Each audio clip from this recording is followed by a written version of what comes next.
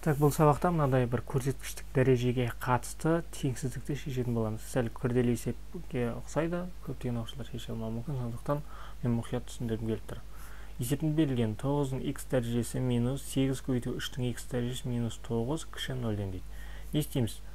Бәрі 3, 9 дегеннің бәрі 3-дің дәрежесіне келеді. 3-дің x дәрежесін мысалы бір a деген айнымалы енгізсек, 9-ның x дәрежесі деген сөз, 9 деген сөз ол 3-дің квадраты. Және сыртында x дәреже бар. Сонда x-ға 2 көбейтілсе 3-дің 2x дәрежесі болады. Сонда 3-дің x дәрежесі a болса, 3-дің 2x дәрежесі не болмаса мынау 3-дің x дәрежесі a-на береді, мына квадратпен a квадрат болады. 9-ның x дәрежесі a квадрат болады. Біз айнымалы енгіздік қой, 3-дің x дәрежесі тең a деген. a квадрат минус 8 көбейту 3-дің x дәрежесі a-на береді, минус 9 кіші 0-ден. Мына нені береді? Уже квадрат теңдеу. Бұны шешеміз. Мына минус 8 квадраттаймыз.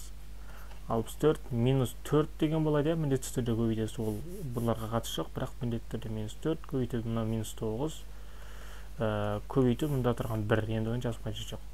36 64-ке қоссақ 100 болады шамамен. 100 деген ол 10-ның квадраты. Енді a-ның бірінші және екінші мәнін табамыз. Так, минус 8-ді мұнда плюс 8 қылып жазамыз. 8 плюс минус 10 бөлінген 2. Так, қоссақ 18 2-ке бөлсек 9, азайтсақ минус 2 2-ке бөлсек минус 1. Енді осыны бірінші сан өсіне салып аламыз. Минус 1-ді және 9-ды. Енді а квадраттың алды 10 екен, бұл осы жерге қарсақ, таңбаны бұлай стрелка жақтан белгілей береміз. Плюс, минус, плюс. Енді 0-ден кіші аралық, бізде минус аралық. Минус аралықты боямыз. Минус аралықты боядық. Енді 3x деген сөз осы жерде жатыр деген сөз ғой, осы жерде. Яғни минус 1-ден үлкен. Мынаған қараймыз. Егер астында тең жоқ болса, онда үлкен қоясыз.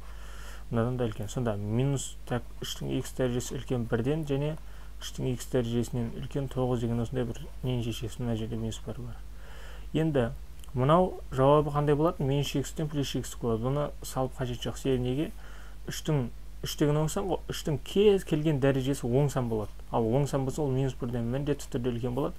Сондықтан мынаны шешіп қажет жоқ бізге. Бізге мынау. Енді мына жерге шешек. 3-дің x дәрежесі кіші 9 дегенде 3-дің квадрат деп алсақ, мына қысқартып жібереміз. X кіші 2-ден, яғни минус шексіздіктен 2-ге дейін деген сөз.